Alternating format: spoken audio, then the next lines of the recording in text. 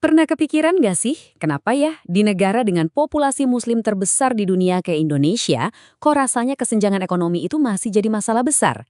Nah, hari ini kita akan coba bedah pertanyaan penting ini dengan panduan dari seorang pakar ekonomi syariah, Dr. Muhammad Syafi'i Antonio. Yah, ini dia nih pertanyaan intinya. Ini tuh kayak paradoks yang sering banget kita dengar dan mungkin kita rasakan sendiri.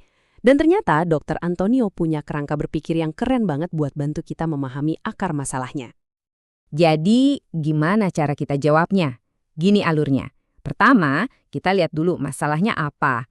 Terus kita bongkar 3 penyebab utamanya. Setelah itu kita tantang beberapa keyakinan lama soal harta. Lalu kita pelajari aturan mainnya.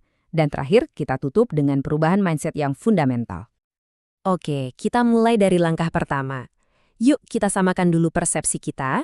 Sebenarnya masalah apa sih yang lagi kita hadapi ini? Ternyata, menurut Dr. Antonio, masalahnya tuh nggak sesimpel itu. Beliau menyebutnya 3 lapis masalah. Bayangin aja, ada 3 penghalang yang saling nyambung dan seolah-olah menahan kita untuk maju secara ekonomi. Oke, jadi apa aja 3 masalah inti itu? Yuk kita kupas satu persatu. Nah, ini dia 3 lapisannya. Pertama, soal filosofis, alias cara kita berpikir. Kedua, soal teknis. Ini ngomongin skill atau keahlian. Dan yang ketiga, politis, atau soal kebijakan dan lingkungan yang ada. Kita mulai dari yang filosofis dulu ya, soal zuhud. Nah, ini sering banget disalahpahami. Banyak yang ngira zuhud itu artinya anti dunia, anti kaya, padahal bukan. Makna aslinya itu dunia cukup di tangan, jangan sampai masuk ke hati. Jadi, kita yang mengendalikan dunia, bukan dunia yang mengendalikan kita. Sama halnya kayak hubud dunia atau cinta dunia. Cinta keluarga, cinta komunitas, pengen bangun masjid. Itu kan urusan dunia juga, dan itu bagus.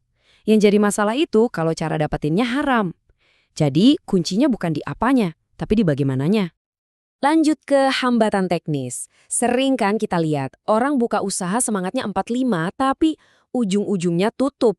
Nah, seringkali masalahnya bukan di semangat, tapi di kompetensi. Nggak ngerti keuangan, nggak melek teknologi, buta hukum, dan ini serius loh. Ada data yang bilang 95% bisnis itu bisa ambruk ya gara-gara kesenjangan pengetahuan ini. Dan yang terakhir, hambatan politis. Coba bayangin, mau buka usaha tapi izinnya susah, hukumnya nggak pasti. Siapa yang mau investasi kan? Jadi intinya begini, masalah kemakmuran ini bukan masalah tunggal. Ini masalah 3 lapis yang harus diselesaikan di 3 level itu sekaligus. Mindset, skill, dan kebijakan. Oke, sekarang kita masuk ke bagian yang paling krusial. Bagian yang mungkin bakal menantang apa yang selama ini kita percaya. Yuk kita bedah bareng, apa benar jadi miskin itu lebih mulia daripada jadi kaya? Coba kita bandingkan deh. Miskin tapi sabar, itu bagus, mulia. Tapi manfaatnya kebanyakan buat diri sendiri kan? Nah, sekarang bandingin sama kaya dan bersyukur. Wah, ini beda ceritanya. Manfaatnya bisa nyebar kemana-mana. Buat diri sendiri, keluarga, bisa buka lapangan kerja buat orang lain, bayar zakat, bayar pajak buat negara. Efek dominonya luar biasa. Dan ini bukan omong kosong loh. Ada hadis yang keren banget yang bilang kalau pedagang yang jujur dan amanah itu nanti di surga bakal bareng sama para nabi dan para syuhada. Kebayang nggak? Ini menunjukkan betapa tingginya derajat pengusaha yang beretika dalam Islam. Nah, ini dia poin yang nusuk banget. Justru kemiskinan itu bisa jadi penghalang kita ibadah. Coba pikirin, gimana caranya kita mau bayar zakat? Gimana mau naik haji kalau finansial aja nggak cukup? Jadi, kaya itu bukan lagi soal pilihan, tapi bisa dibilang sebuah kebutuhan strategis buat umat. Oke, mindset udah kita ubah nih. Sekarang pertanyaannya, gimana caranya? Apa aturan mainnya biar bisa kaya, tapi tetap di jalan yang benar? Menurut Dr. Antonio, kita tuh boleh jadi sekaya-kayanya. Boleh banget, asal ada 3 syaratnya. 1, caranya harus halal, titik. 2, nggak boleh sombong. Dan 3, yang paling penting, wajib berbagi. Kalau 3 ini dipegang, kekayaan kita justru jadi tiket untuk berbuat kebaikan yang lebih besar lagi. Tadi itu aturan mainnya. Nah, sekarang kita masuk ke jiwanya. Ini soal mindset paling dasar yang harus kita tanamkan kalau mau maju. Coba lihat angka ini deh, 900. Tahu nggak ini angka apa? Ini kira-kira jumlah menit yang kita pakai buat kerja setiap hari. Kalau dihitung-hitung, ya sekitar 15 jam. Sekarang, bandingkan sama angka ini, 25.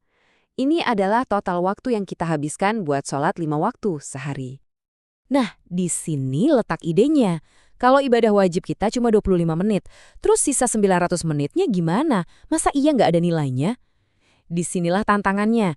Gimana caranya mengubah 900 menit kerja kita itu jadi ibadah juga? Kuncinya cuma satu, niat.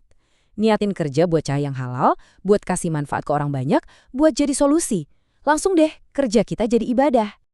Dan sebagai pegangan, yuk kita renungkan pesan dari Nabi Muhammad ini. Ini pesan yang kuat banget dan bisa langsung dipraktekkan. Bersungguh-sungguhlah untuk hal yang bermanfaat buatmu, minta tolong sama Allah, dan jangan pernah merasa lemah. Keren banget kan? Jadi, saya mau tutup pembahasan kita dengan satu pertanyaan buat direnungkan.